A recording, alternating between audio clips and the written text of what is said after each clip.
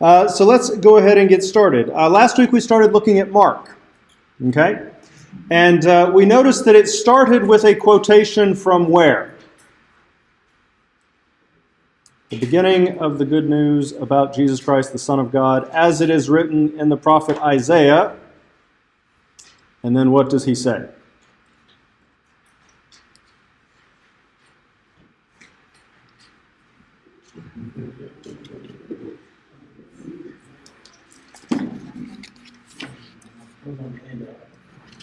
It was, because it's stored in your heart. Yes. Keep going.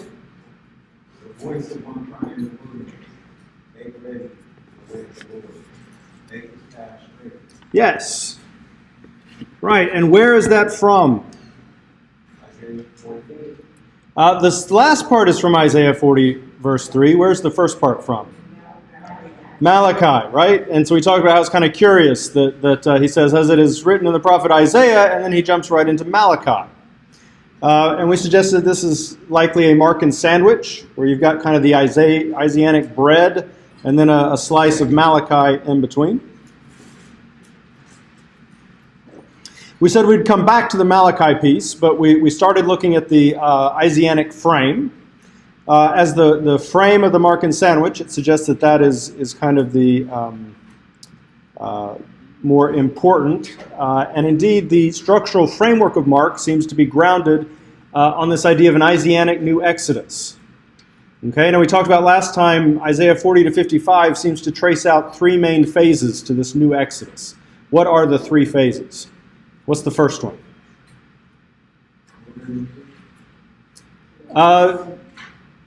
Generally, the three phases of Exodus are Egypt, wilderness, and promised land. But this new Exodus in Isaiah starts how? It's the first phase.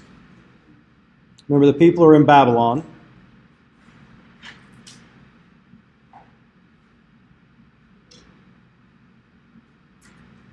First phase is deliverance, right? Deliverance from Babylon and her idols. Okay, and so what do we see in the first 8 chapters of Mark? What does Jesus do? As somebody said, he heals, right? He heals how many times? 10. 10. Why 10? Yeah, just like someone else who came and through 10 mighty acts of power set God's people free. He's also demonstrating his mastery over nature. Right, we looked last time at the story of the Gerasene demoniac, which also has a lot of Exodus overtones. Right, these liberating God's people, an invading army or occupying army that is driven into unclean things and drowned in the sea. Right. So first he comes and demonstrates his power to deliver. All right, what's the second phase? After God has delivered his people from Babylon and her idols, their power, what happens next? Journey. They've got to go back to Jerusalem, okay, from Babylon. So, as we ended with last time, the second portion of Mark seems to be bracketed by these stories of Jesus' healing of blind men. And this is the first time you see a healing miracle repeated. Okay? And what's curious about the first one in 8:22 to 26? Yeah, Jesus touches the guy and said, "Can you see now, my son?" And the guy's like, "Well, yeah, but it's kind of like people or trees walking. A little blurry, a little fuzzy, not quite clear." And so Jesus touches him a second time, says, "Now can you see?" "Oh yeah, now everything's good." Well, that's kind of curious. Why do you include a story that shows Jesus missing it the first time? And what did we suggest? Since we're dealing with the Exodus situation, could it be related to Moses Probably not in this case. Probably not in this case. Yes, and what does it take to seek Jesus clearly? 2 touches. What's the first touch? You're the Christ. Yeah, what immediately follows this? He says, well, who do you say that I am? And Peter says, well, you're the Christ. That's touch 1. But if that's all you understand about Jesus, you see him as clearly as if you saw people as trees walking. Okay? You don't really understand him. You don't see him very clearly. What's the second touch that you need? That he has to suffer and die. Right? And that immediately he goes in and starts teaching them this. Chapter 8:30, 9:30, 10:30, roughly, he repeats this teaching. Look, the Son of Man has to suffer and die. That's the second touch. Until you get that touch, you have not really seen Jesus clearly. Okay, does that make sense? So the first touch is to see clearly. The first touch is the revelation that he's the Christ. Okay. Now again, one of the things that we've noticed as Jesus goes through and does all these healings in the first 8 chapters, what does he then tell the people to do? Yeah, shh! Don't tell anybody. Well, that's kind of curious. Why would he tell them, don't tell anybody, and nobody listens to him anyway?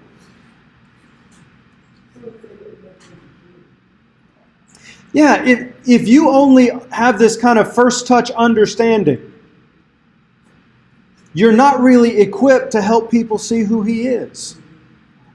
All you're going to do is set up a bunch of false expectations that when they don't come about as people expect, they're going to say, well, forget that guy.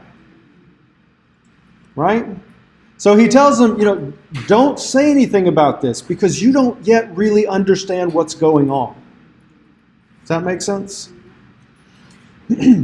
So, this second section of Mark, 8:22 to 10:52, the 2 healing of the blind passages creates an inclusio. An inclusio is a fancy word that basically occurs when you have something at the beginning of a block of material that's kind of repeated at the end that forms the lens through which you view the intervening material. Okay, kind of like a Markan sandwich. Just different name for it. You think about it as including the material that's in between. It's called an inclusio. And so this second part, which is going to be about journeying, is also about not just the physical journey to Jerusalem, but also their journey to understand who he truly is. And so he's going to be teaching them over and over and over again, the Son of Man has to suffer and die. And as you can see by how hard it is for them to grasp that wasn't something that Judaism typically connected, right? They had traditions of the Christ, they had traditions about suffering and how you had to suffer and things like that. What they didn't have were those 2 things brought together. And so it takes them some time to understand what he's talking about. All right? Now, one of the key phrases in this middle section is on the way, because remember, we're about journeying. We have to journey back, and so this is all the teaching and stuff occurs on the way. All right, we've already seen it in 8:27. On the way, he questioned his disciples, saying to them, who do people say that I am? Mark 9:33 and 34, they came to Capernaum. When he was in the house, he began to question them, what were you discussing on the way? They kept silent, for on the way they had discussed with one another which of them was the greatest. Mark 10:17, as he was setting out on the way. The NASB has unhelpfully changed the way they decided to translate this phrase, but it's the same phrase in Greek. On the way, a man ran up to him and knelt before him and asked him, good teacher, what shall I do to inherit eternal life? 10:32, they were on the way, going up to Jerusalem, and Jesus was walking on ahead of them.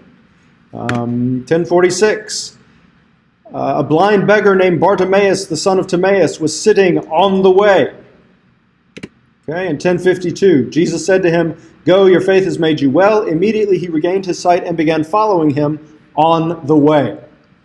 Okay, so we have this kind of journeying theme repeated over and over again. It does occur in some places outside this middle section. So it's not exclusive to this, but it does occur quite frequently in this middle section. So this new Exodus phase 2 is about journeying. So you have the inclusio of the healing of the blind. It's characterized as being on the way.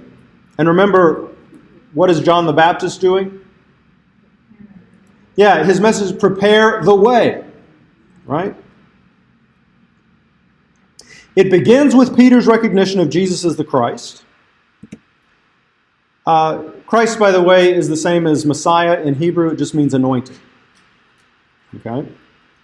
It's not his last name. And then you get the thrice repeated teaching that the Son of Man must suffer. 8:31, 9:30 to 32, and 10:32 to 34. Okay? And again, that's the second touch.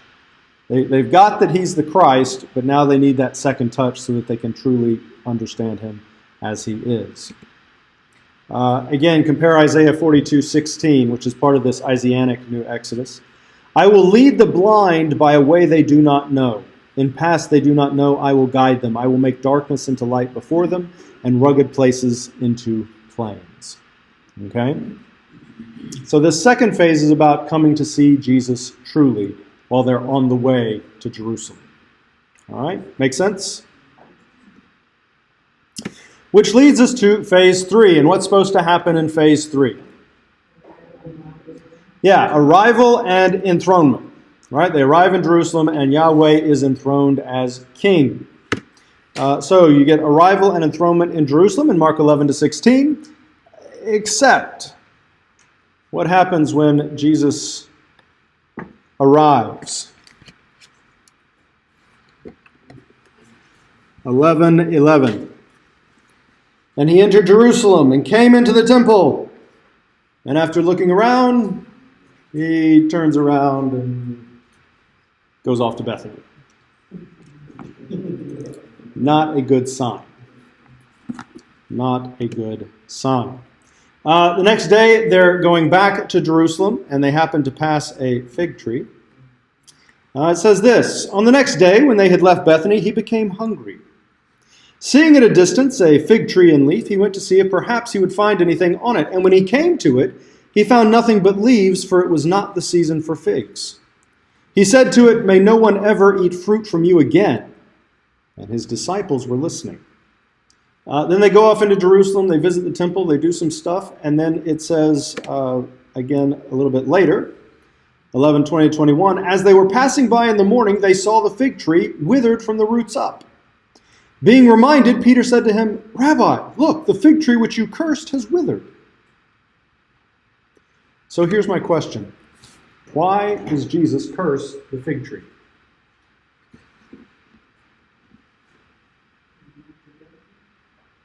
Okay, but it's not the season for figs. So it shouldn't have been productive. Okay, and just to go back to this productive thing, again, this is Jesus, right? Why doesn't he just go to it and say, bear fruit? Right? And then, watch the little fruit start coming. Wow! Everybody can eat now. That's not what he does. He says, you have no fruit. May no one ever eat from you again. Obviously, it's because God hates figs. Right? So you can get your little signs, go down to the farmer's market, protest.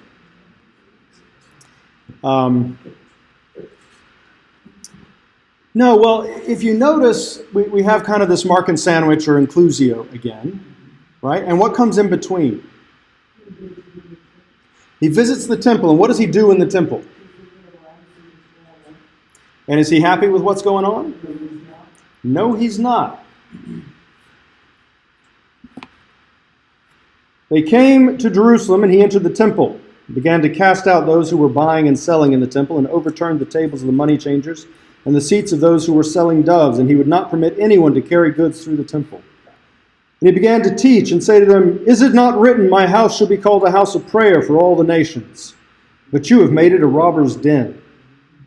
The chief priests and the scribes heard this and began seeking how to destroy him, for they were afraid of him, for all the multitude was astonished at his teaching. And whenever evening came, they would go out of the city. Okay, that's what comes in between these two passages. Now, why is Jesus upset with what is going on in the temple? people like the deceitful rich? That's possible. I actually don't think that's his issue. I don't think, and why are the chief priests and whatnot suddenly looking for a way to destroy Jesus?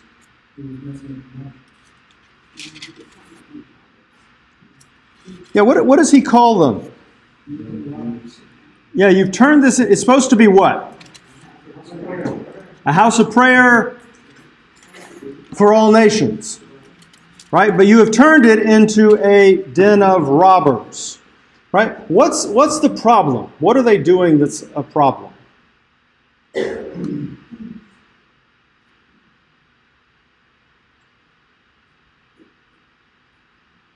It's probably not that, they're taking a couple shekels on the side every time they do some exchanging or inflating prices when they see people from Galilee come up. Why is that a problem? And by the way, you needed this for the temple to function, right? Because you couldn't take coins in that had images on them or anything like that. So that's why you had to change money. That's part of God's law. And if you think about it, the sacrificial, what do your animals have to be like if you're going to sacrifice them? Yeah, they've got to be without blemish. You don't want to try to bring a lamb all the way from Galilee down because, right before you climb up that big hill, it stumbles and, well, now this one's not going to work. So you need a ready supply of unblemished animals, pre-certified, that are right there. People say, yes, I will take that one, and then they can go in and offer it. You don't want people to be bringing their own because they're going to get blemishes. So you need this for the temple to operate. In a different place. Why?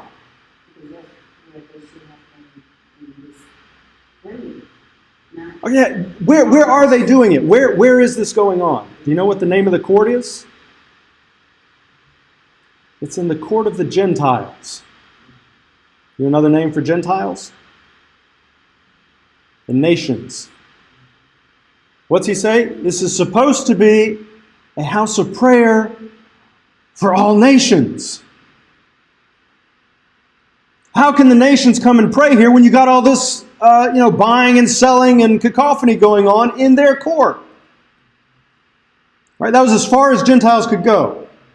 It's kind of, the farther you go, the more people get held back. So, Jews could go further than Gentiles, men could go further than the women, priests could go further than lay people, the high priest could go further than the regular priests.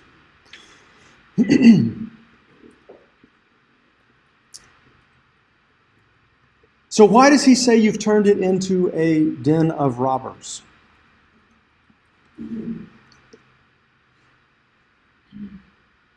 Do you remember when we read Josephus, what he used robber to mean? Yeah, insurrectionist. Insurrectionist. So why do the Jewish leaders want to shut this guy up? Well, what time of year is it? It's Passover. What happens to the population of Jerusalem at Passover? Right? Because everybody comes, that's one of the high holy feast days. Everybody comes to celebrate in Jerusalem. Who gets hyper-vigilant when you get this mass of the Romans, right? What are they looking for? Yeah, any sign of, revolt starting, because then what do? Yeah, shut it down quickly, harshly, and make sure no one else gets any bright ideas, right? Why do they want to shut this guy? What's he running? He's running around the temple, creating a ruckus, screaming about what? You've turned this into a den of insurrection. And what's happening? People are listening to him. Now you're a leader. You're a priest, an elder, someone who's responsible. This is your flock.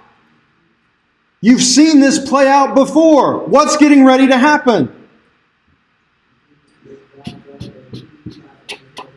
Yeah, Romans, they're going to come crack down and start killing people by the hundreds, if not thousands. If you're an elder of Israel, again, this is your flock. You're responsible. You've seen this movie play out before. You know how it ends. You know it's not good. It's much better for one guy to be shut up than for hundreds, if not thousands, to be put to death. I don't think it has anything to do with, I'm going to keep a couple shekels and this guy's going to expose our grift. Now, when he says they are in insurrection, who are they in insurrection against? Yes, what is it Jesus has been proclaiming? Yes, go back to 1:15. What is Jesus' gospel in Mark? He says, the time is fulfilled. The kingdom of God is at hand.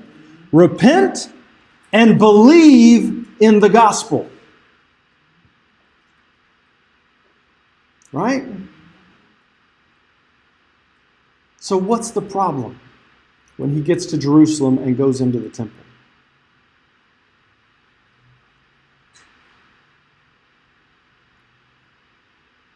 They're not ready. What's supposed to happen when God comes to his temple? If you read in Isaiah and Zechariah and these prophets, when God comes and fills his temple, then Jerusalem becomes the city on a hill, the light shining in dark. And what happened? The nations flock to it. Right?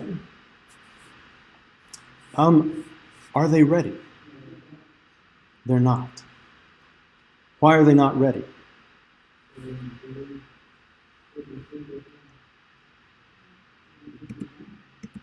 Yeah, remember this Malachi bit that he snuck into his Isaianic framework back at the beginning. Behold, I'm going to send my messenger, and he will clear the way before me. Why? Because you're not ready yet. Right? So I'm going to send my messenger. His job is to get you ready. And the Lord whom you seek will suddenly come to his temple. The messenger of the covenant in whom you delight, behold, he is coming, says the Lord of hosts. But then he goes on to say, but will you be ready? They don't call it the great and terrible day of the Lord for nothing. Malachi then ends with this. Behold, I am going to send you Elijah the prophet before the coming of the great and terrible day of the Lord. He will restore the hearts of the fathers to their children and the hearts of the children to their fathers. Do you know how it ends?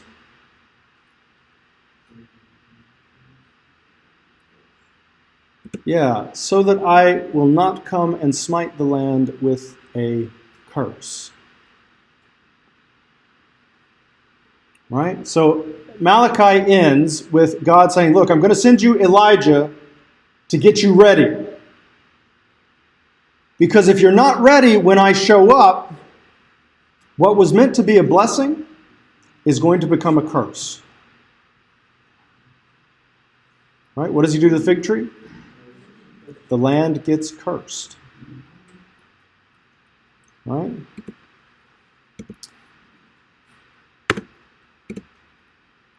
Right? Who is Elijah in Mark's gospel? John. Right? He's clearly the messenger that we talked about in chapter 1. He says, behold my messenger, and then we jump straight into John. And this is how he describes John. John was clothed with camel's hair and wore a leather belt around his waist, and his diet was locusts and wild honey. Right? Yeah, 2 Kings 1:8. They answered him, he was a hairy man with a leather girdle bound about his loins.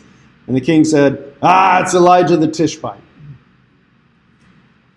Okay, so John is described in Elijah-ish terms. Do they listen to him? What do? They chop off his head. Right? Salome does her little dance, and Herod says he'll give her whatever she wants. She says, great, I'd like the head of John the Baptist on the platter. And so she gets it.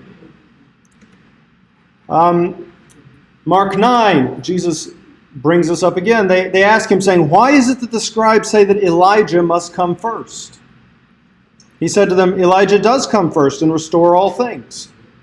And yet, how is it written of the Son of Man that he will suffer many things and be treated with contempt? Right? So what's the issue he's raising? Well, if Elijah comes and restores all things, then why do things not go well when the Son of Man actually comes?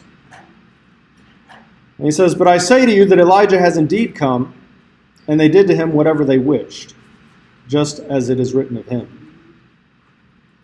Right? So what's the problem? God sent his messenger to prepare the way, but instead of listening, they chopped off his head and shut him up.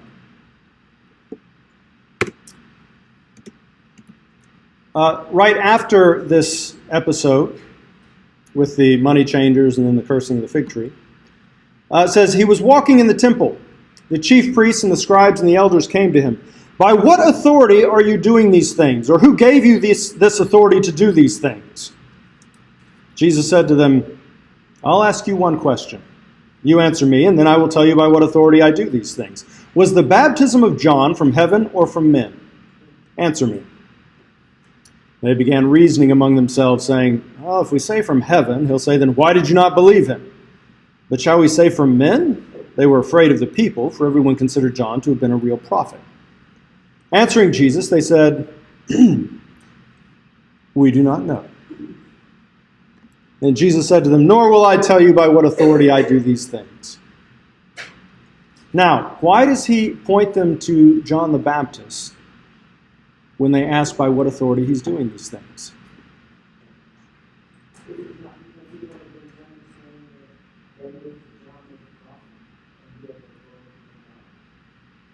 Right, and what was John's task? To prepare the way. Right? His point is, this is not just, okay, I got a stumper for you, and if I can stump you, then I don't have to answer your question. No. If you knew who John was, you would understand by what authority I do these things. But you killed him. You shut him up and didn't listen to him. Therefore, you have no clue who I am. Right? Does that make sense?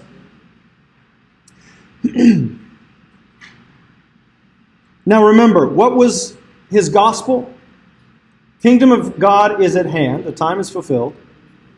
Repent and believe. What does it mean to believe?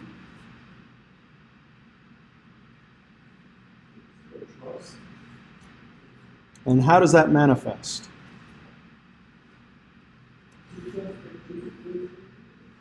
How are they an insurrection? Because they were trying to plan a revolt. They're not planning a revolt.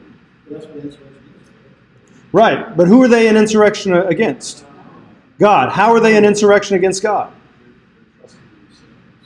Are they trusting in themselves? It's not so much about trust. We have a lot of good Lutheran people in here at heart, I can see. Well, think about what does Jesus say when he comes into the temple? This place is supposed to be a house of prayer for all nations. Because when God shows up in his temple, the nations are going to come. What's the problem? How are they an insurrection? They're not ready. They're not ready. If you believe, then you have to prepare before the time arrives. Because once the time arrives, it's too late.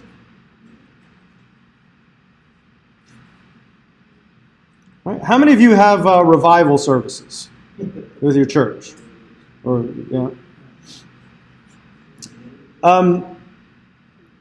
How much reviving typically goes on in those services?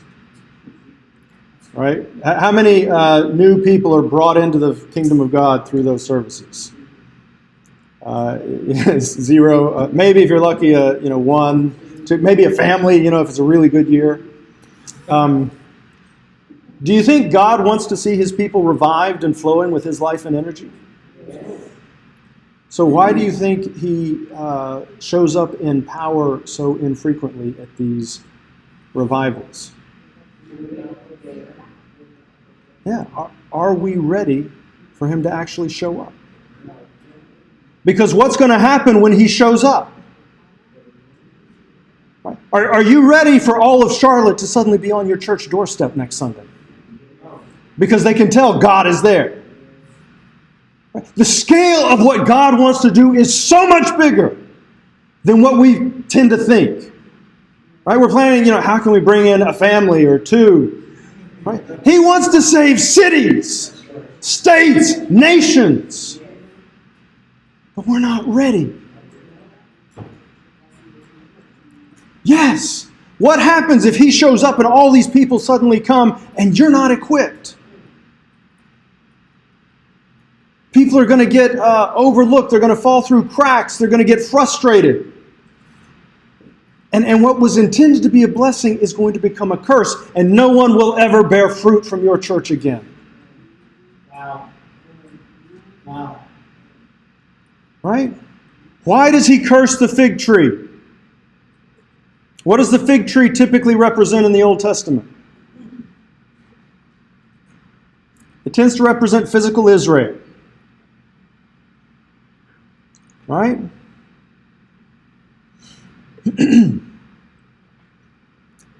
Why does he make a point of saying it's not the season for figs?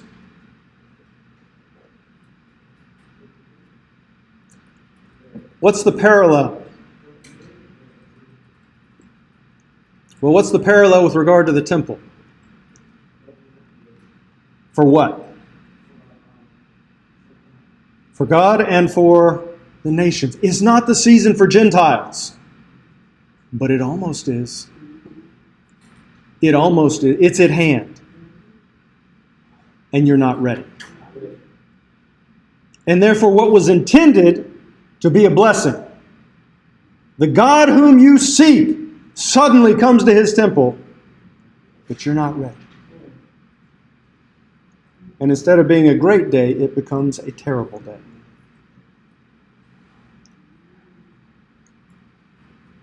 Does that make sense? By the way, where does this enthronement, because, third phase is about arrival and enthronement, where does the enthronement take place?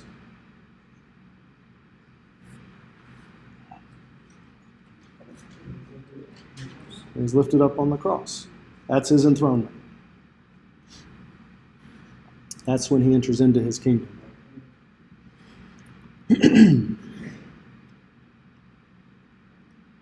So do you see now why he slips that Malachi piece in at the very beginning? Because it carries this hint of threat. That, this new Exodus is coming, but if you don't get ready, it's not going to go how you think. Right? And do you understand why he starts his gospel with John the Baptist?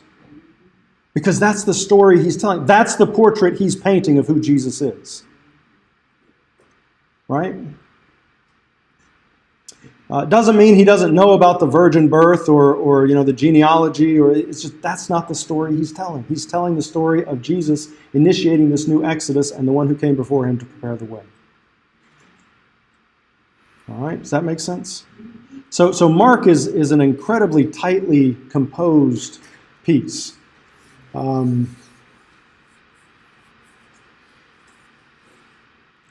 Yeah. Would that be with the fig tree, the example, vision, how far are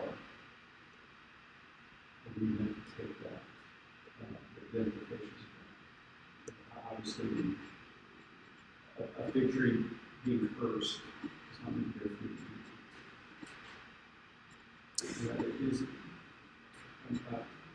You may know where I'm going with the question before, but just how far do we take that, the implications of that, as a wrestling with Israel's place in history going forward? Yeah, I think it's an image, it's a metaphor, and so you want to be careful about over-interpreting. I would say interpret it in its context, and let that speak. But you don't want to kind of extrapolate based on that and overrule other things that are clearly stated elsewhere. In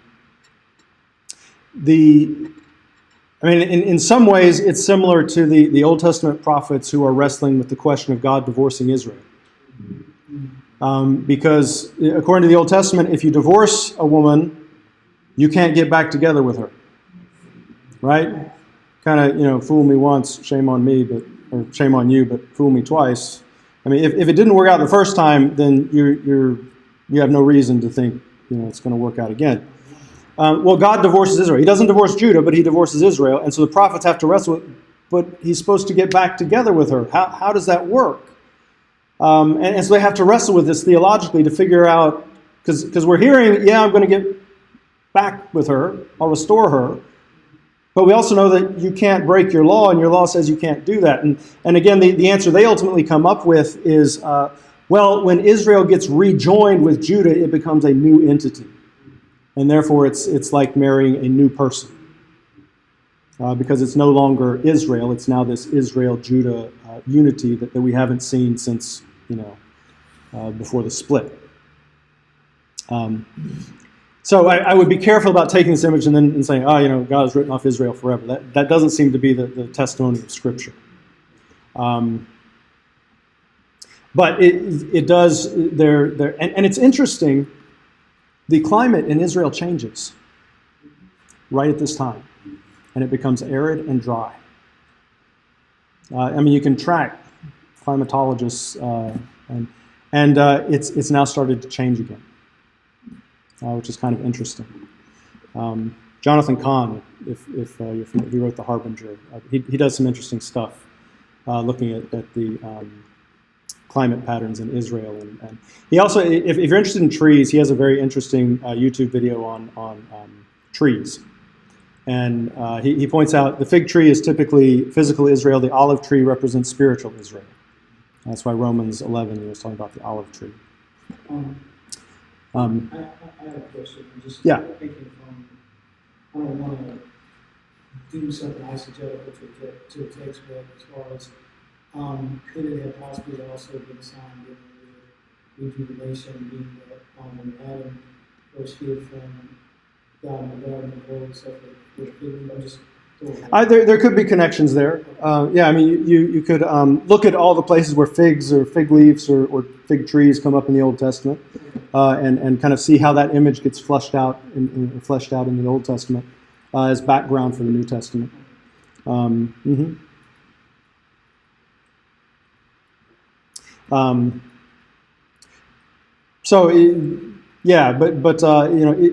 What was supposed to be Israel's greatest blessing ends up being their greatest curse, because they didn't prepare and they didn't recognize the time of their visitation.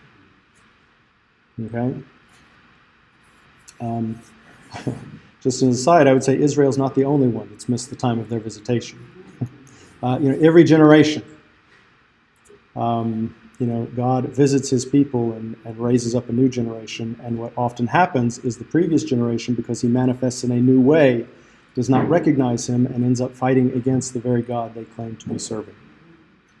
Right? And this is where you get intergenerational conflict. Okay? And it's worth thinking about, too, do you believe the gospel? And according to Mark, the way you answer that is, well, are you getting prepared? Because if you're not, you don't really believe it. Are you taking steps? Are you seeking God for what you should do to help bring in this huge harvest that he wants to bring in? And I would suggest what God wants to do is bigger than any one church is going to be able to handle. It's bigger than any one denomination is going to be able to handle. Are we forming those nets of connections now? Because once it comes, it's going to be too late. It's going to be too late. How are you going to equip them? How are you going to help them grow? How are you going to mentor them? How are you going to get them involved in ministry? Right? Are you ready for the media scrutiny that's going to come? Right? Where people start combing through every social media post and every thing that you have ever done to find anything to try to discredit you or your church. Are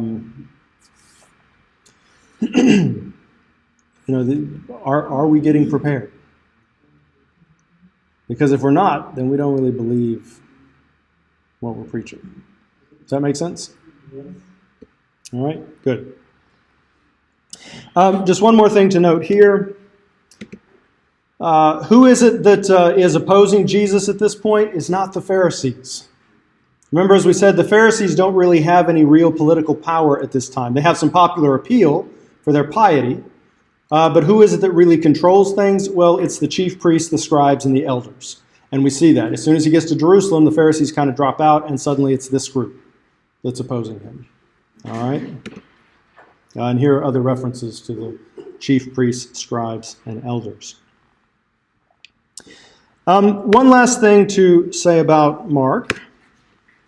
There's this passage that's called the Little Apocalypse in chapter 13. It says, "In those days after that tribulation, the sun will be darkened, and the moon will not give its light, and the stars will be falling from heaven, and the powers that are in the heavens will be shaken. Then they will see the Son of Man coming in clouds with great power and glory. Now learn the parable from the fig tree." And here we see the fig tree coming back. "When its branch has already become tender and puts forth its leaves, you know that summer is near. Even so, you too, when you see these things happening, recognize that he is near, right at the door."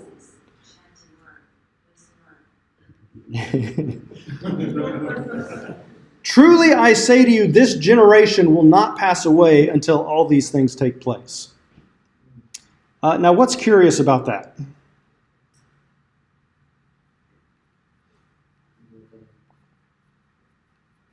Well, most people think this is talking about kind of the end, right? And we're more than one generation out from Jesus.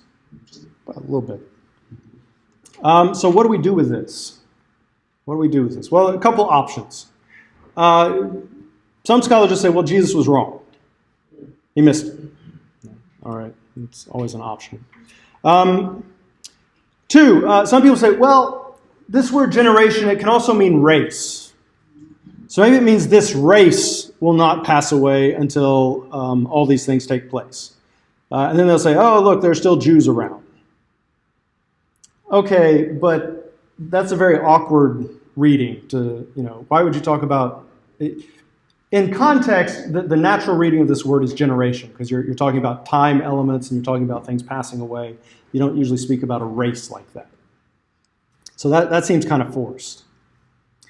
Another option is to point to the fig tree. Right? Now, what have we said the fig tree represents? Israel, physical Israel. So, when its branch has already become tender and puts forth its leaves, you know that summer is near. Even so, when you see these things happening, well, what are these things? Not the whole passage, but the fig tree with its branch becoming tender and pulling forth leaves. Okay? Recognize that he is near, right at the door. Truly I say to you, this generation will not pass away until all these things take place. In other words, not the generation currently, but the generation that sees the fig tree suddenly branches turn tender again and start putting forth leaves again. Okay? It's that generation. And this is why you'll see some people pointing to the formation of Israel back in 49 and I think 61 is another big date. There are a couple big dates, depending on how you want to interpret branch becoming tender and putting forth leaves. But they say, so you're basically within a generation of that starting to happen, of Israel kind of reforming and coming back. Okay? Which means if that's correct, then we're close. Right? Because we're 40 plus years out from that. So. And you're also talking about a specific tribulation, and it says after that tribulation. Yeah, the tribulation that it described in the previous verses. Okay? We've kind of picked it up mid-sermon.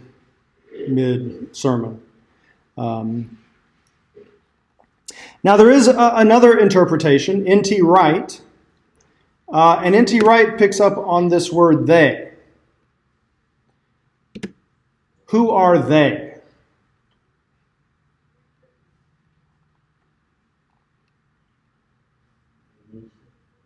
Okay, that's how it's normally understood. Like, we're all going to be here and see the Son of Man coming on clouds of power and glory. But grammatically, what's the most immediate antecedent? I know it's a lot of big words that we don't usually think about when we use English. But what's the most immediate plural subject that could be represented by they? Yeah. Yeah. The powers that are in the heavens will be shaken, then they will see the Son of Man coming on clouds with great power and glory. N.T. Wright says this isn't about the parousia, about the second coming at all. It's about the ascension. It's the powers in heaven that see him coming on clouds and with glory. Right? And that does happen within Jesus' generation. Now, that doesn't work as well in Matthew's version. So you still got the problem with Matthew's version of this. But that's another option. But then Wright also have his own version of the climactic, or as it deals with eschatology anyway, as far as what end times will be about, where and when. Yes, and for Wright, I believe he like with this, he thinks a lot of this stuff has already happened. Okay. Like a lot of the what's usually portrayed as eschatological stuff is describing the fall of Jerusalem at the hands of the Romans in 70. That they're using figurative language to basically talk about the fall of Jerusalem. And so from his perspective, and I believe this is right, a lot of these things have already happened. So what are the powers? Demonic and angelic beings and things that are in the heavenlies. Both sides. Both sides. Yep. Which, I mean, like you read Revelation, they talk about Satan being cast out from heaven and all sorts of interesting stuff going on in the heavens and battles and wars. And so that would be like, the shakings in the heavens. Okay?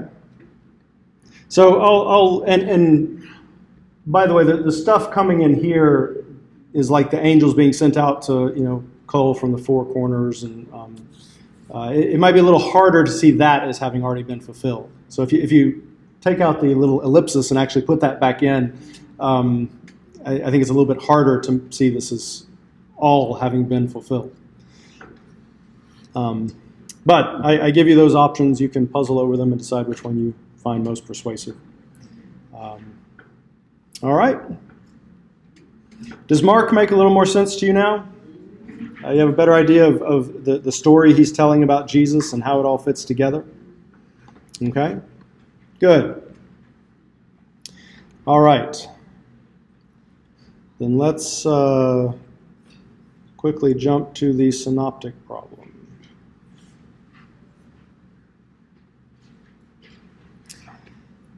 First of all, your task for next week, we're going to start Matthew next week. We'll take 2 weeks on Matthew. It's a little bigger than Mark. When you read Matthew, you'll see one of the repeated themes that comes up again and again in Matthew is this saying, this was done in order to fulfill what was spoken through the prophet X, or through the prophets. And so we're going to look next week particularly at his use of the Old Testament, how Matthew is using the Old Testament. And so your weekly task is to take 2 of these. Isaiah 7:14 and 122-23, that's the, behold, a virgin shall conceive and will bear a son, you will call his name Emmanuel, which is God with us. All right, he's quoting Isaiah 7:14 there. And Matthew 2:15, where he quotes Hosea 11:1, out of Egypt I called my son. Okay? And what I want you to do is reflect on, is this a good use of those scriptures? Or is Matthew kind of twisting scriptures to fit his purpose? Okay? Are these prophecies that we're looking for fulfillment, or is something else going on? Okay? To do this, you're going to have to read a bit of the context in the Old Testament. It's not enough to just go back and say, oh, wording, yep, it matches.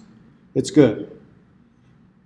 You've got to do some reading. And so part of your task for next week is to read Isaiah 6:1 to 9:7. Okay? In fact, I'll argue next week you can't understand Matthew if you don't understand what's going on in Isaiah 6 to 9. But that'll give you the context for this first one. All right?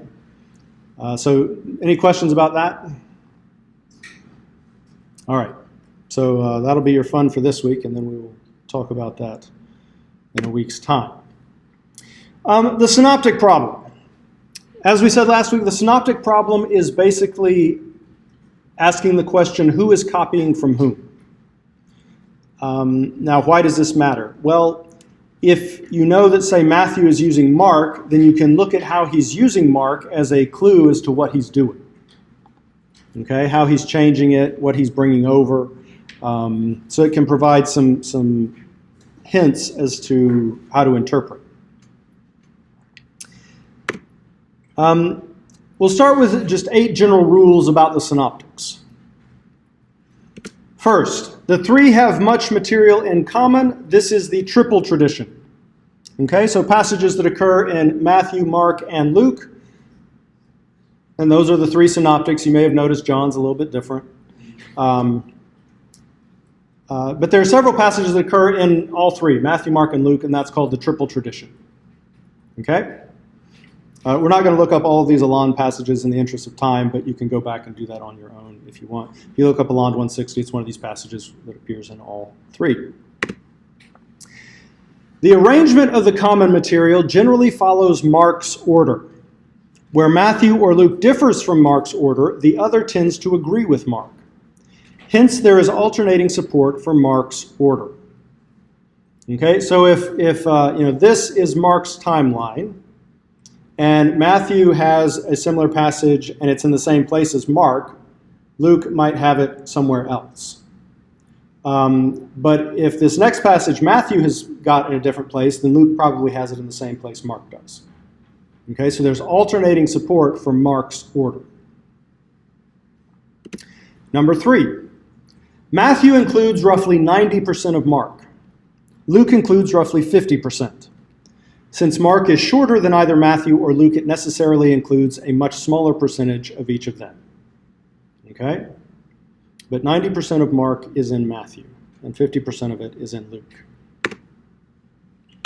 And these, as always, will be up on Canvas afterwards, so if you can't write them all down, they're okay.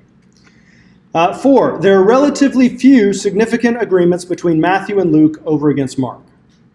It's much more common to find Matthew and Mark in agreement over against Luke, or Mark and Luke in agreement over against Matthew. Okay? Agreement between Matthew and Luke tends to begin where Mark's gospel begins. Now, where does his gospel begin?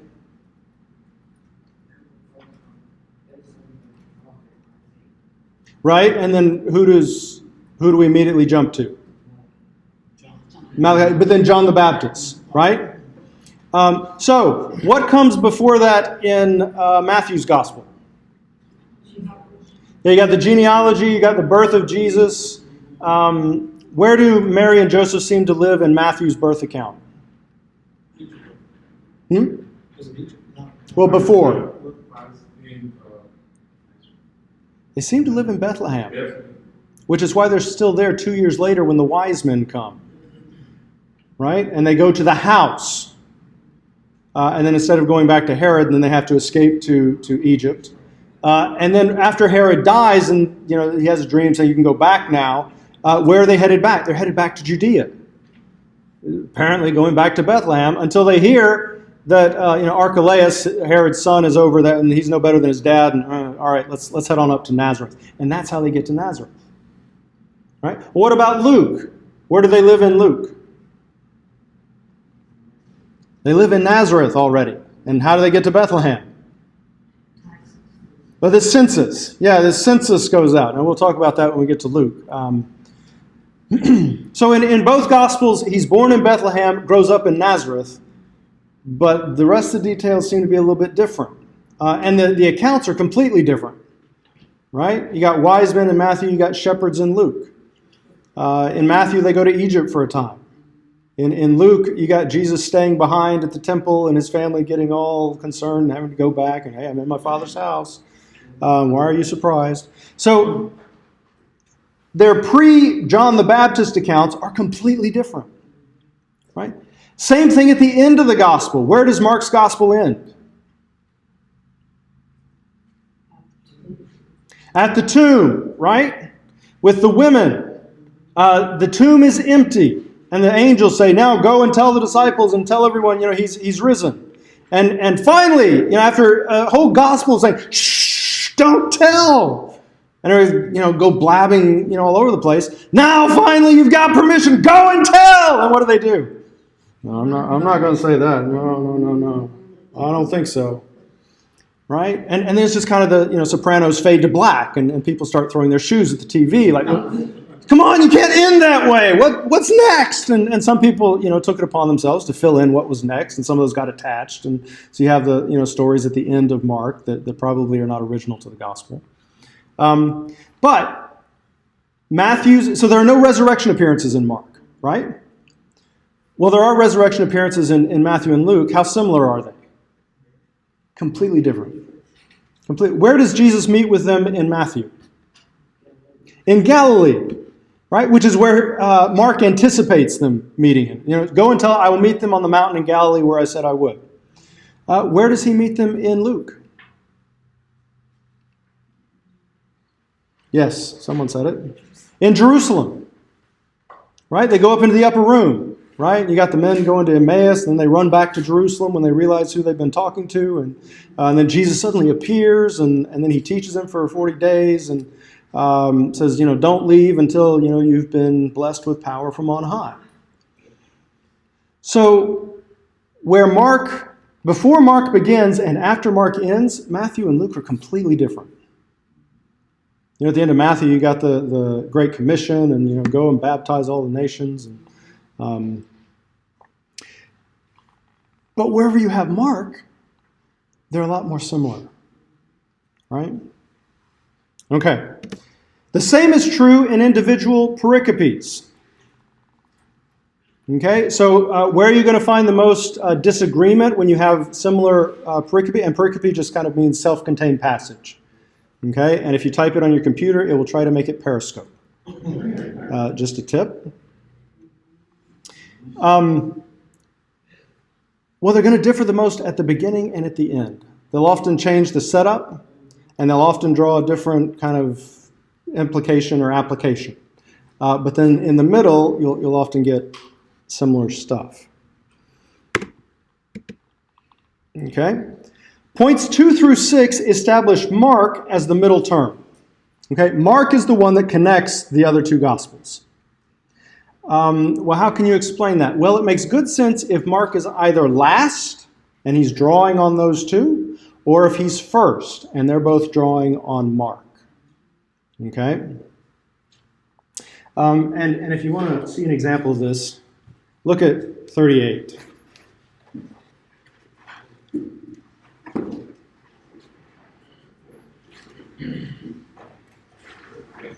It's page 36.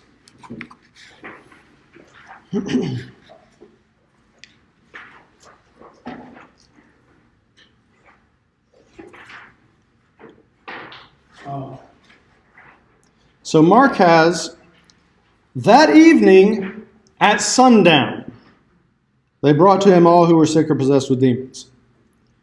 Matthew has, that evening, and then he decides we don't need at sundown. They brought to him many who were possessed with demons. Luke, on the other hand, has, now when the sun was setting, or at sundown, all those who had any that were sick with various diseases brought them to him. Right? So Matthew has in the evening, Luke has at sundown, and Mark has both. And the question then is, well, is Mark looking at Matthew and Luke and kind of taking both? Or does Mark first, and then Matthew says, okay, I'm going to take that one, but I don't need the second one because it's a bit redundant. And Luke looks at it and says, that is kind of redundant, but I like the second one, so I'm just going to go with that. Okay, does that make sense? You see what middle term means? It's the one that holds the other two together. All right. Now, again, these are general rules. You can find places where, say, Matthew seems to be the middle term. And it's those kind of situations that suggest this may be a bit more complicated than can be represented in the simple models that we're going to talk about. But We'll talk about them anyway. Okay? All right. A few more. Matthew and Luke have about 200 verses in common that do not appear in Mark and that exhibit varying degrees of verbatim agreement from almost 100% to almost none. This is what's called the double tradition. So stuff that appears in Matthew and Luke but not Mark is the double tradition, which some scholars identify as Q. All right, we'll say more about Q in a few minutes. So remember we said there are relatively few agreements of Matthew and Luke against Mark, but there are about 200 verses. Okay? This double tradition material does not appear in the same order in Matthew and Luke relative to the shared Markan framework. So if Matthew has his version of the passage here relative to Mark, Luke probably has it here. Or if Matthew has it here, Luke has it here. Right? They don't put it in the same spot.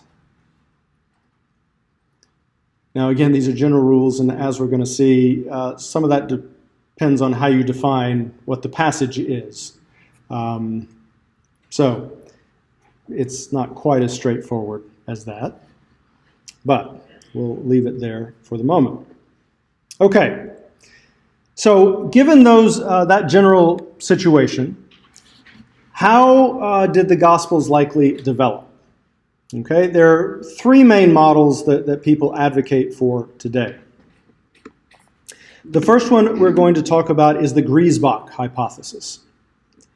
In the Griesbach hypothesis, Matthew comes first.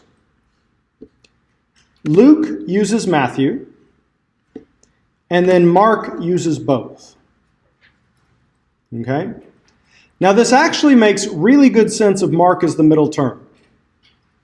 Okay? It's easy to see how Mark can be the middle term if he's the one that's compiling from the other two. All right? However, there's a lot of evidence suggesting that Mark is actually first. And if Mark is first, then this doesn't work. So what is the evidence that Mark comes first? Well, some argue from order. All right, we've said Matthew and Luke tend to support Mark's order. But all this really shows is that Mark is the middle term. What you have to show is that Matthew and Luke work better as a redaction of Mark than Mark as a redaction of Matthew and Luke.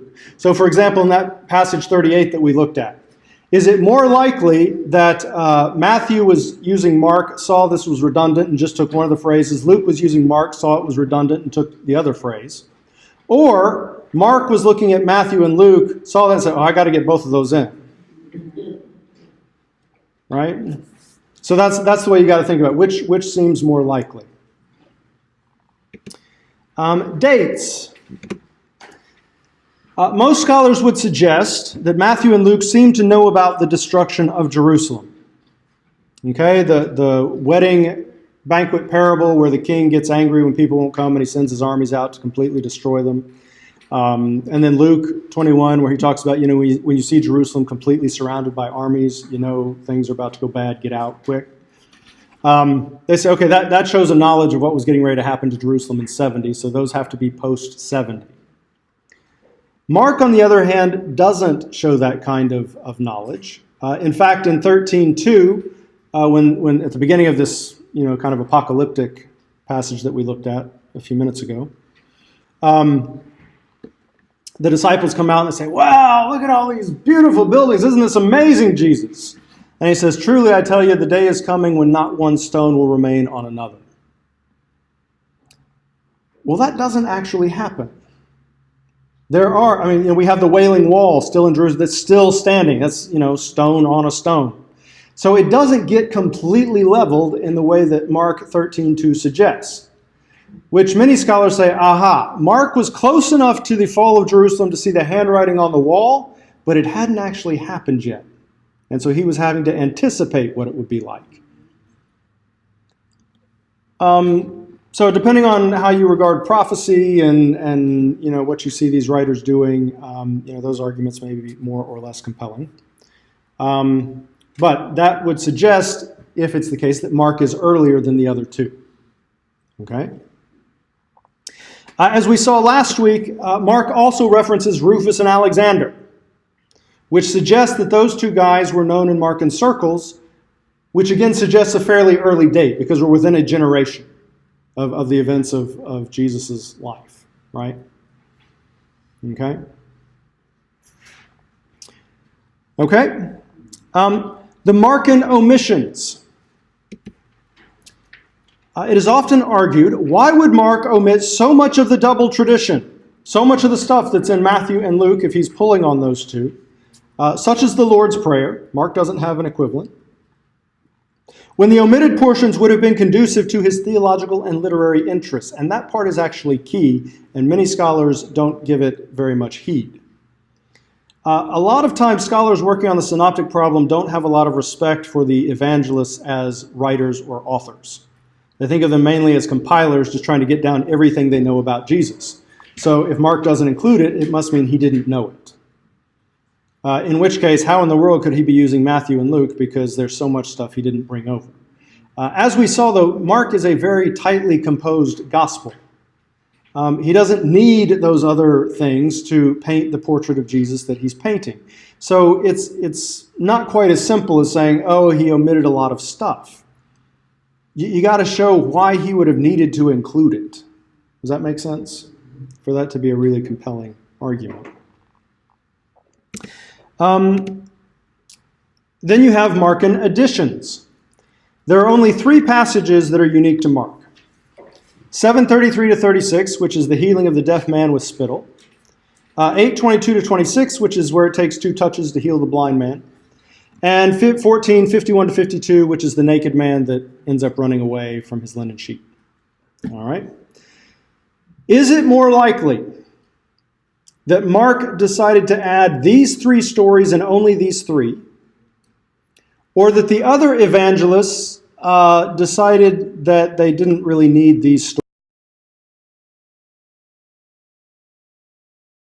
Say, well, you can understand why they might not want a story where Jesus kind of misses it the first time. We're not even sure what purpose the naked man serves in Mark, so why in the world would someone else want to bring that over? And then healing with spittle, well, that's just kind of gross. So let's not, you can see why they would leave that one too. So you can make a good case as to why, the other evangelists might not have chosen to take over these 3 passages. Doesn't seem likely that that would be the 3 and only 3 that Mark chose to bring in if he's, compiling on his own. All right. 5, oral tradition. Griesbach's Mark is primarily a scribe. Most of what he's doing is just copying from either Matthew or Luke. Because remember, those are the only 3 passages that are being independently composed or drawn from somewhere else. Yet Mark is arguably the most oral of the 3 Gospels. It has a very vigorous pace, as we noted. Everything happens immediately or at once. There's a lot of visual detail. There's the abrupt ending. It's also the least literary. It uses more colloquialisms. It's more unpolished. The grammar isn't as precise as the others. Does that seem like the work of a scribe who is primarily copying from 2 more polished works? Or does it seem more likely that those scribes were taking over from Mark and kind of fixing it up a little bit? Okay? I think that's actually a fairly strong argument for Markan priority. You also have the relationship of omissions and additions. The idea here is that Griesbach portrays Mark with conflicting redactional tendencies. On the one hand, he clarifies material with redundancies, like at evening when the sun was going down, while at the same time taking out things that make it more obscure. So he never says, hey, John the Baptist is Elijah. Matthew's Jesus does.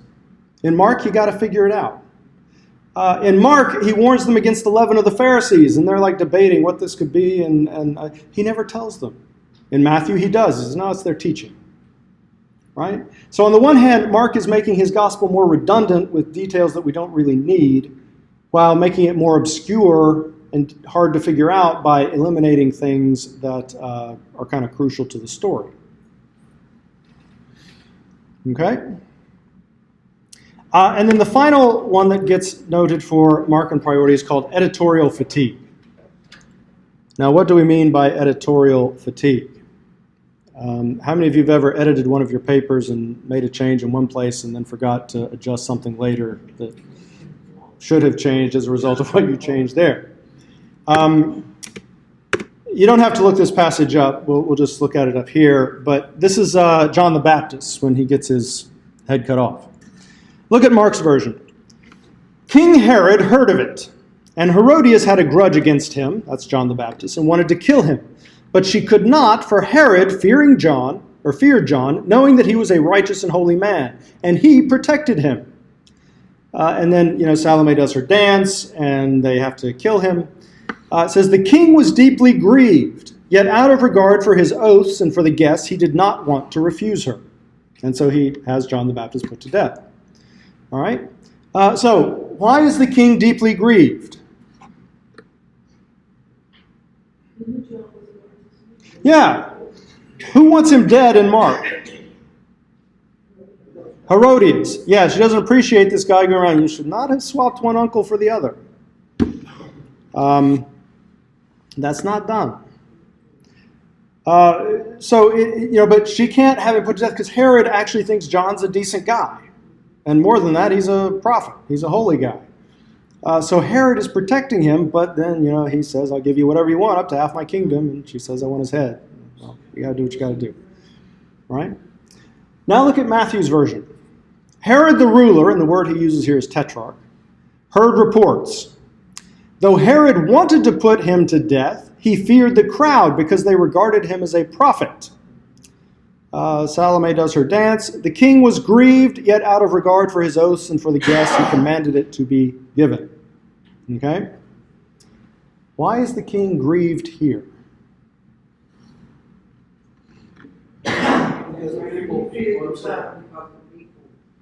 Yeah, but what is it that he wants? He wants to be loved by his people that he has ruled. Okay, but what is it he wants in Matthew 14? Yeah, he wants to put John to death.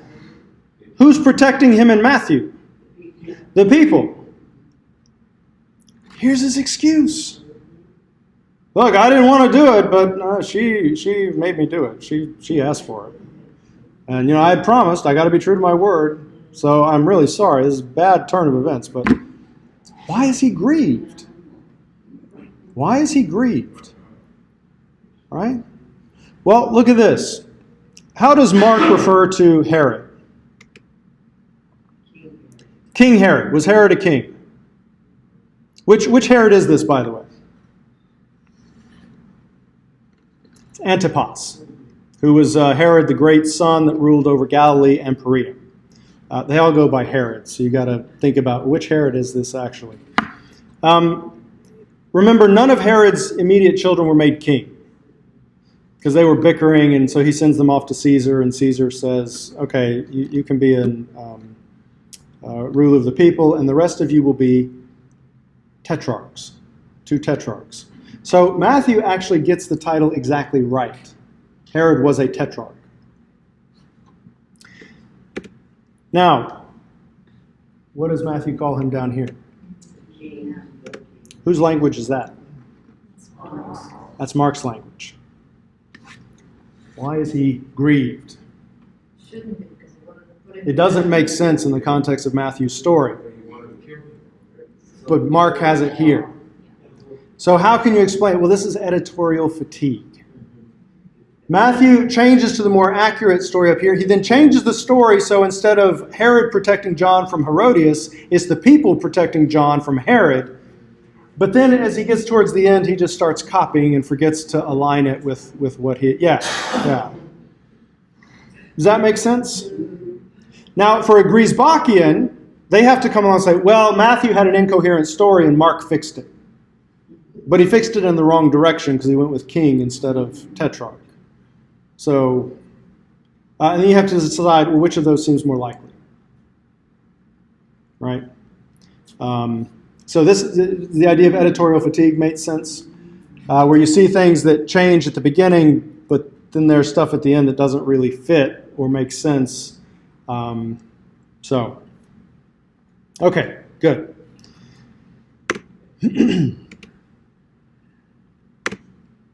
All right. So I don't think Griesbach works. I think the evidence that Mark is earliest is probably right. Okay. The main scholarly position today is what's called the 2 or 4 source hypothesis. Okay. The idea here is that you have 2 early sources, 2 early gospels, Mark and what is called Q or Quella, German for source. Matthew uses Mark and Q. Luke uses Mark and Q. But Matthew and Luke do not know each other. They don't know what the other one is doing. Okay? How do we get to this explanation? Well, say that I have a friend who teaches at Fuller out in California. And that friend calls me up one day and says, "Oh, I got this student paper. You got to hear this paragraph. Just listen to this." And he reads me this paragraph. And I say, "Well, that is pretty impressive, but it rings a bell. Just a minute." I get on my computer, I type in for, I pull up a student paper with the exact same paragraph. How does that happen? Well, obviously, the Holy Spirit inspired both students to write exactly the same thing. But then we realize, wait a minute, those students weren't actually that holy. That's not the likeliest explanation. The Holy Spirit doesn't tend to work that way. So how could we explain it? Well, let's say we do some digging and find out that these 2 guys actually went to the same high school and were best friends. How could we explain that here in North Carolina and California they turned in the same paper? They probably will come together. Yeah, one of them probably wrote it and said, "Hey, look at this great paper I wrote." And the other one got it and said, "Oh, yeah, that's pretty good. I'm going to turn that in too." They'll never figure it out. Be wary when you start thinking like that. So if they know each other, then you can explain the similarities by the fact that they got it from each other, right? But what if it turns out that guy's never left California, this guy's never left North Carolina, and you can't find any connection between them? Well, then we're back to the Holy Spirit. Well, probably not. But how could you explain it? Maybe they both went to similar sources. Yes, you go look in the library. Say, okay, what book do you have that we also have in our library that has this paragraph, right? So you type it in Google and, oh, look, there's the book.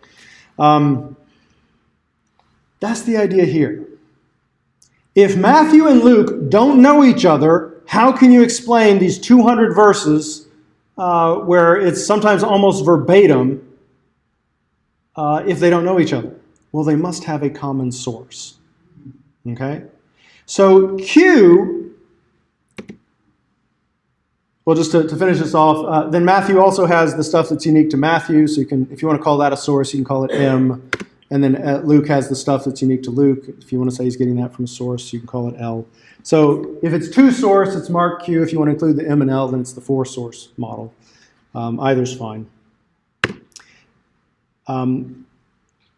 Mark is then the source of the triple tradition, the things that appear in all 3. Q is the source of the double tradition, the things that appear in both Matthew and Luke. Now, Q is a hypothesis derived from the postulate that Matthew and Luke used Mark independently of one another. Right? If Matthew and Luke know one another, then how could you explain these 200 verses? Well, Luke simply copied them from Matthew. It becomes very easy. So, what kind of evidence is going to support this model?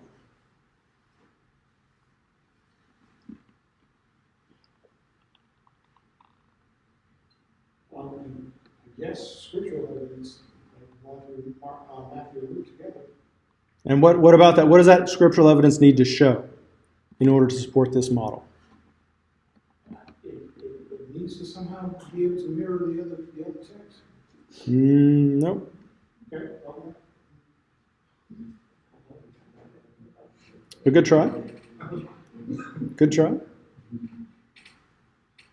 Some similarities between Matthew and Luke, but not Mark.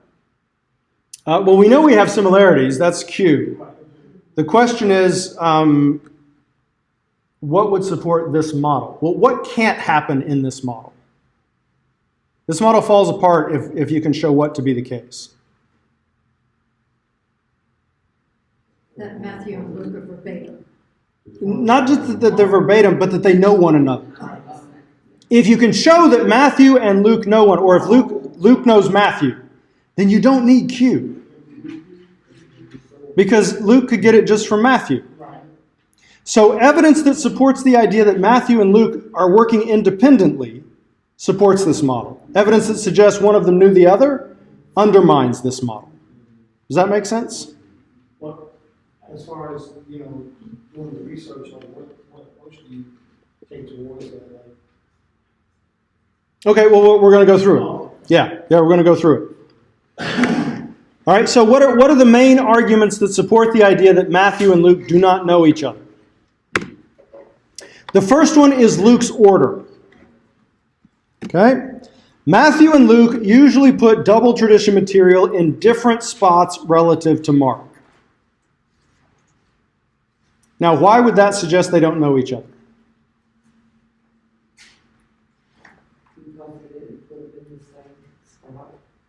Right.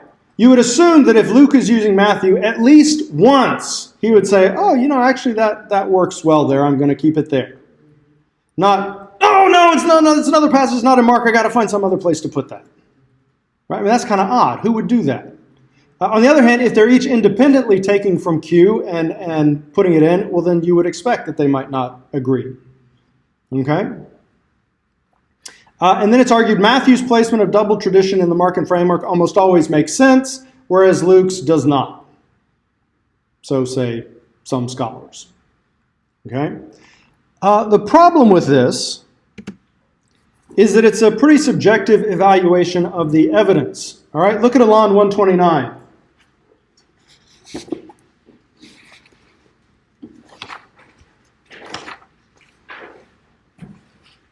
Page 119.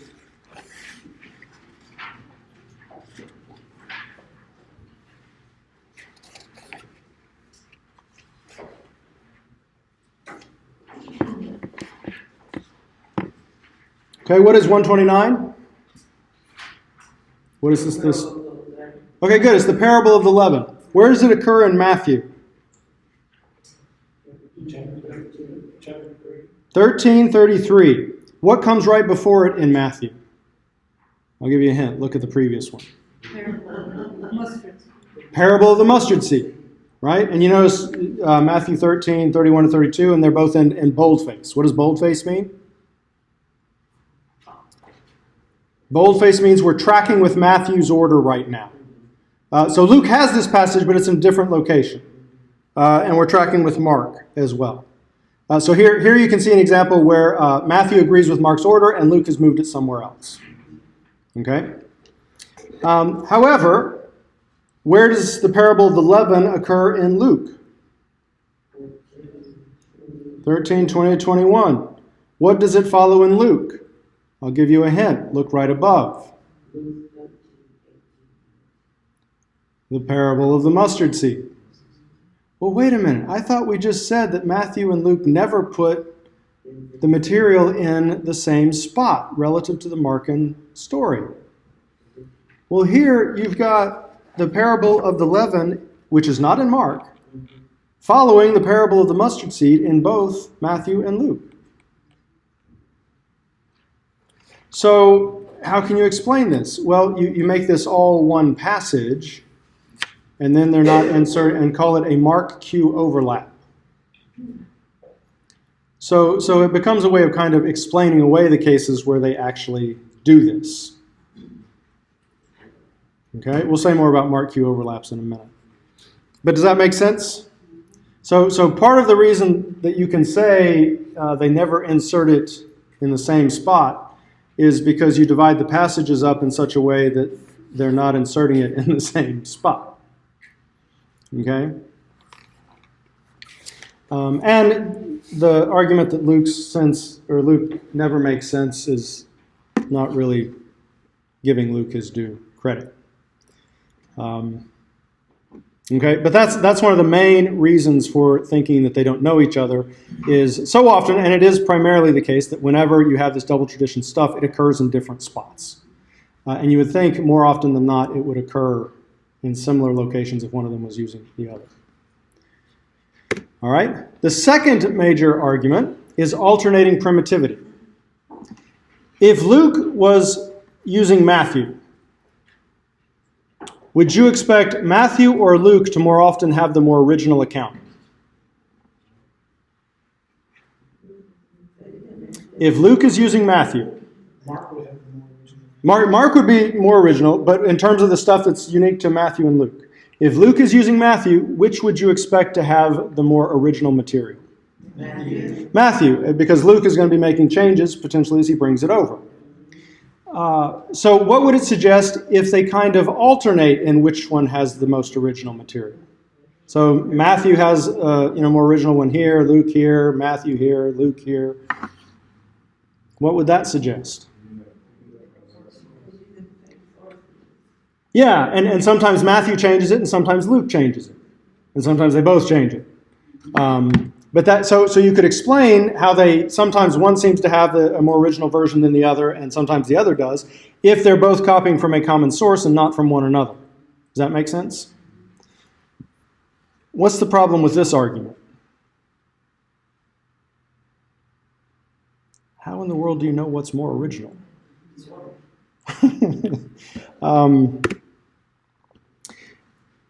Yeah. How do you determine? Well, we have more Matthean language in this one. Or it seems to fit better with Matthew's theme, so he's probably changed it, and Luke. Well, maybe. Or maybe Matthew included it because it fits so well with his agenda. And then Luke, who doesn't have that same agenda, changed it. It's really hard to determine what is more original. Also, if Luke has Matthew, but he's also aware of oral traditions, then it's not surprising that he might sometimes change Matthew in a way that makes it seem more primitive. Okay? Does that make sense? Good. Luke's lack of M material. If Luke knew Matthew, and again, that's usually the way this goes. If Luke knew Matthew, surely there's something in M that he would have found desirable to bring over, that he would have found useful to his cause. Why doesn't he bring over anything of Matthew's original material if he's using Matthew? Is this a good argument? I heard a no. It wouldn't be.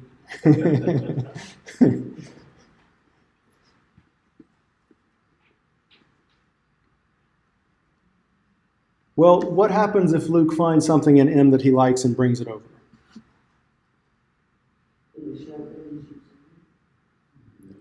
Well, where would it show up on our chart? What does it become? Q. Right? Because anything he brings over is going to be in both, which means it's going to be called Q. So you could say, well, yeah, he did. He brought over all the stuff that you're calling Q. Does that make sense? So this is kind of circular. This is a terrible argument. Anything he brings over is going to be called Q, and therefore, taken out of the equation. Yes. Why can't we say too that Matthew cannot go to work? Yeah. I mean, you could do it the same way. You could make the argument the reverse way. It usually goes Luke using Matthew. Just because when you look at it, that seems more likely for reasons that we won't get into here. But you're absolutely right. You could consider it the other way. Why doesn't Matthew include anything in L? Well, same problem. Anything he brings over is going to be considered Q, and therefore, not considered. So it's not a good argument either way. Okay. Luke's ignorance of Matthew's modifications. If Luke was using Matthew, surely at some point he would use Matthew's changes to Mark. He would show an awareness of the changes Matthew had made by taking those on. Make sense? It seems unlikely if he's using Matthew that he's always going to stick strictly to Mark and never follow Matthew. Well, there are two responses to this. The first one are called minor agreements. Okay? So let's look at Alond 43.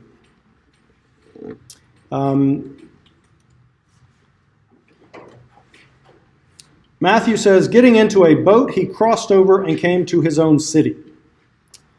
Mark says, when he returned to Capernaum after some days, it was reported that he was at home, and many were gathered together, so that there was no longer room for them, not even about the door, and he was preaching the word to them.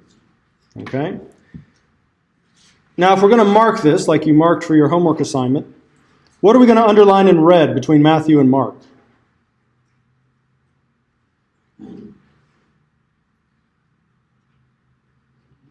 And.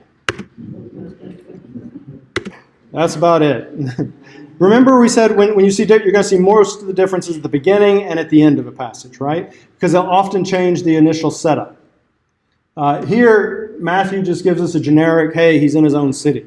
Where is Mark setting this? In Capernaum, but where in Capernaum?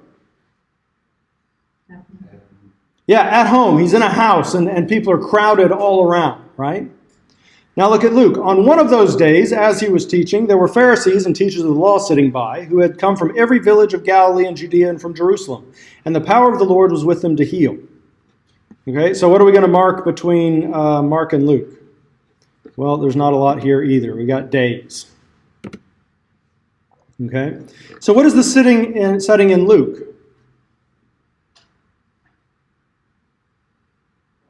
Does he seem to be inside or outside? Is he at home in Luke? Yeah, it doesn't say anything about being at home. It doesn't tell you where he is. But it does say there are some Pharisees and teachers sitting over there, which would seem to suggest outside or in an open place, not a cramped room. Right? Okay, well, let's go on. This is the one we looked at last time, this verse. What are we going to underline between Matthew and Mark? And they bringing broad. How are we going to underline that? A dotted line. Good. To him a paralytic. Anything else? No, I think we're good. All right. What about Mark and Luke? What are we going to underline in blue? And bringing. We're bringing. Or if you want to do a solid line under bringing both times, that's fine. We could do man and men. It's the same root, different where we do a dotted line. I'm not going to mark it because it's a different context, and that's a fairly... now we could do men and men up there. That would be possible. Again, there, some art to this, some science. I'm going to mark paralyzed and was paralyzed, or paralytic and was paralyzed. Anything else? Yeah, I think we're probably good there. What about Matthew and Luke? And behold, bringing and brought. Okay, we've also got the paralytic, paralyzed, and then you've got on and bed. Okay? Now, let me ask you, does Luke know Matthew's changes? Does Luke know Matthew's modifications of Mark? How many places in this one verse does Luke agree with Matthew over against Mark?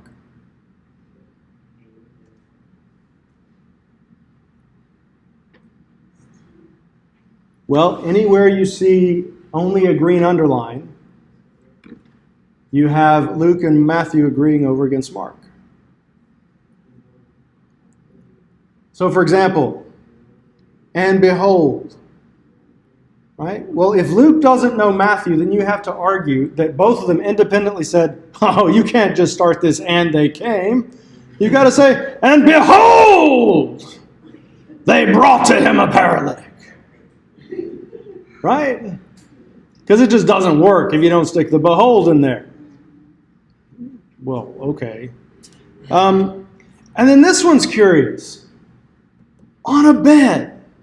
On his bed. I think the Greek is actually the same. I don't know why they translate on his bed in one, on a bed in the other. What's curious about this? Well, a bed is like a big four-poster. It's an awkward thing to be kind of carrying about the town. Mark is going to call it a pallet. That makes a lot more sense. Right? So how do they both independently decide, no, it was a bed? It wasn't no pallet. Right? That's a little curious, right? So you have those pretty unusual agreements. But that's not all. Because you also have to count the negative agreements. Any place in Mark that's not underlined by anything. They both decided independently to drop out the verb came and that it was being carried by 4 men. So that's 4 agreements, minor admittedly, but still 4 agreements of Matthew and Luke against Mark in this one verse. Does that make sense? There are thousands of these. Thousands. And if you want to hold to the two-source hypothesis, you have to explain for each one of those how 2 people would have independently come to the same conclusion that, oh, we've got to make that change. Does that make sense?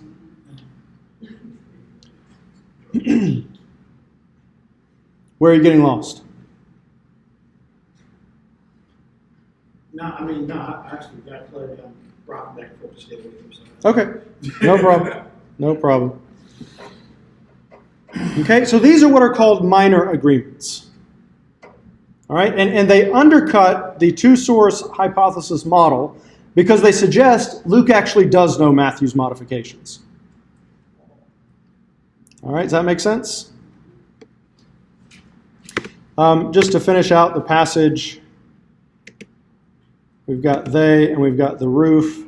But this is actually not as and let down, but they is part of the verb in Greek. It doesn't appear independently in Greek, so it wouldn't be there to be underlined in Greek. The roof and let down are the same in English, but they're different words in Greek, so that wouldn't agree. All you really have here is because of the crowd. Now this is curious. Remember, what did the setting in Luke seem to be? Kind of an open area, maybe a marketplace or something. Finding no way to bring him in because of the crowd, they went up on the roof and let him down with his bed through the tiles into the midst before Jesus. What roof? Yeah, where is the roof? So is this another example of editorial fatigue? Where kind of we've changed some things at the beginning but didn't really follow through. And curiously, he keeps bed from the previous verse. He carries through. We're going to call it a bed. Mark calls it a pallet. Now you get some scholars say, well, pallet's such a vulgar word. Luke would not want to use that. It's pallet. Why is that a vulgar word? And actually, he does use it in Acts. Acts 5:15. So he apparently has no problem using the word pallet. Well, where does he get the idea of it's a bed? Well, probably from Matthew. Right? Okay, and then here at the end, we see a lot of similarity.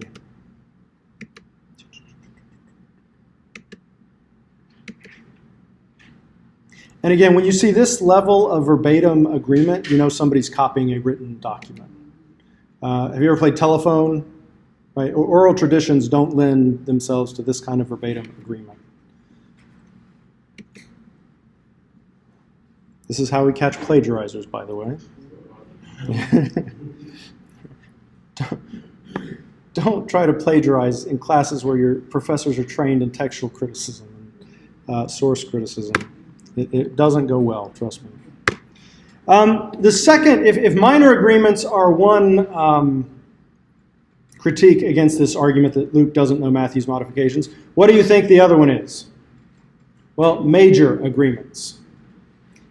These are places where Matthew and Luke actually have a lot in common, and they put it in exactly the same place relative to Mark. So, for example, John's preaching. Matthew and Luke actually tell you what he preached. Or the temptation, right? What's the temptation like in Mark? He went into the wilderness and was tempted, and the angels came and ministered to him. And we move on. Matthew and Luke both, expand and go in elaborate detail through 3 different temptations that are very close to one another, almost verbatim, with the exception that they're flipped. The last 2 are flipped. Well, does Luke know Matthew? Where else is he getting this from? If you want to subscribe to this model, what you argue is that these are places where Mark and Q have overlaps. They both have stories about John preaching, or they both have stories about the temptation account. And how you tend to recognize these are you've got a longer passage.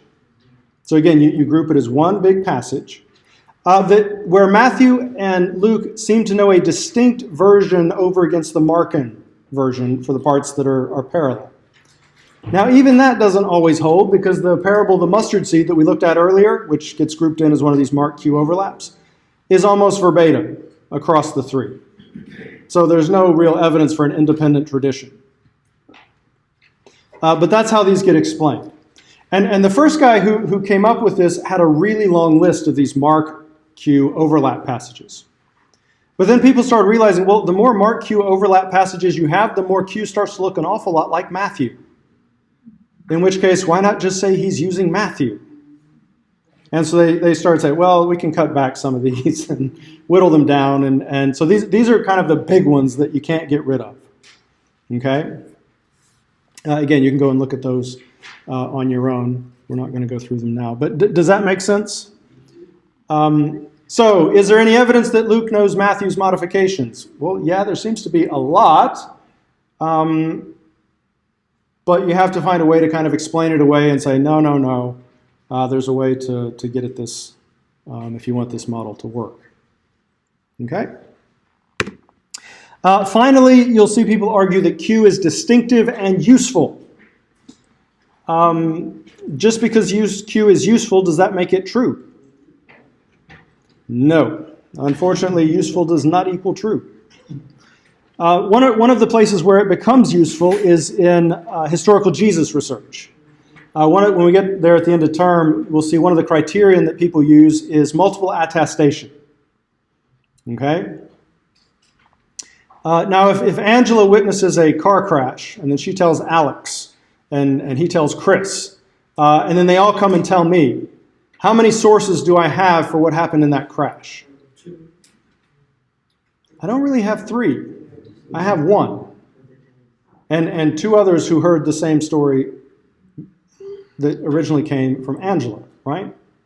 So, if Matthew knows Mark and Luke is using both, how many sources do we have from the Synoptic Gospels for doing multiple attestation? 1. It's hard to do multiple attestation when you've got 1 source. If, on the other hand, you have Mark and Q, then you have 2 early sources that you can argue for multiple attestation. And so it becomes very useful to have Q around if you're doing historical Jesus work. Does that make sense? But again, that doesn't make this the right model just because it's helpful to you and other things you want to argue. And the fact that Q is distinctive, well, that wouldn't be surprising because it's the things in M that Luke liked. So you would expect them to kind of have a cohesion that was kind of unique, but still have connections to the rest of the material. Okay? So I don't find the evidence for this model to be that compelling. But it is the majority model in scholarship today. Most commentaries you read are going to assume this model. In fact, most of them will just assume it. Ehrman, in fact, if you read your Ehrman book, he talks about this model and then just moves on. He doesn't even mention the others. So just be aware. You can actually get a commentary on Q. It's this very thick volume that traces through 3 different redactions of Q. In other words, they've reconstructed not just Q, but 4 different versions of Q and the changes that were made as they went along. I have no idea how you get that level of precision in reconstructing a document that nobody has ever seen. Right? I mean, just think about it. If you did not have Mark, could you reconstruct it from Matthew and Luke? It'd be really hard. Right? I mean, imagine you had Q and you had Matthew and Luke. So just take out all the Q parts. The parts where they agree then would be the parts that they had in common with Mark. Could you reconstruct Mark based on that? That'd be hard. That would be hard.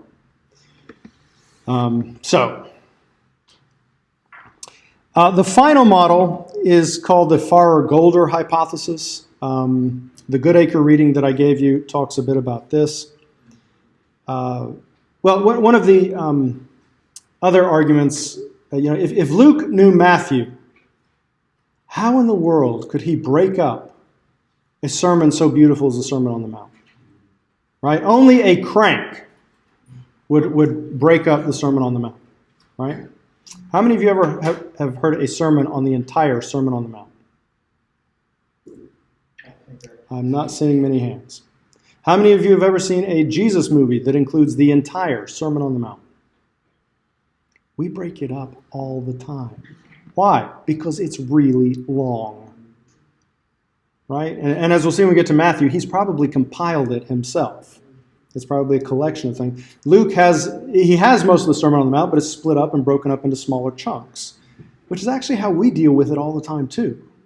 So is it that surprising that somebody might break up this 3-chapter sermon and spread out its contents instead of having this, if that's not your thing? The Farrer-Golder hypothesis, Mark comes first. As we've seen, the evidence for Mark in priority. Matthew uses Mark, and then Luke uses both. In terms of these models, I find this one to be the most likely.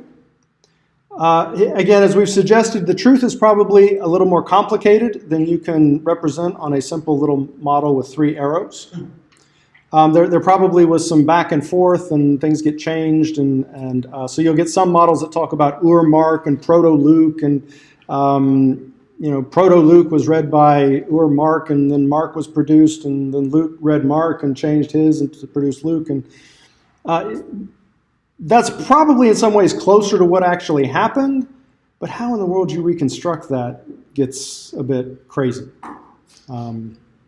So the evidence is complicated. That's why you get disagreement. Of the simple models, I find this one to be the most persuasive, again, while recognizing it's probably more complicated than you can represent in a simple model like this. Okay? Does that make sense? All right. We'll close with 3 quick synoptic facts, and then we'll be back on track. 1, Luke's great omission. Mark 6:45 to 8:26. Luke doesn't take over anything from that portion of Mark. Most of Luke's Q material is in 3:1 to 4:16, 6:20 to 8:3, and 9:51 to 8:14. And there is little of Mark in these sections. Okay? And then finally, Matthew 3 to 11 radically restructures Mark. So in that section, he's moving Mark all around. But 12 to 28 closely follows Mark. Okay? So just some interesting facts that you can throw out at your next party and amaze all your friends and acquaintances. That last one especially. It gets them every time. Do you know that Matthew 3 to 11 radically restructures Mark? But then he starts following it pretty closely. Whoa. So, all right. Have a good week. Again, we will start Matthew next week. The slides will be up on Canvas. So you can go back and go through it a bit more slowly and puzzle over the models and think through the evidence and how it works. If you have any questions, feel free to email or raise them next week. All right. Have a good week.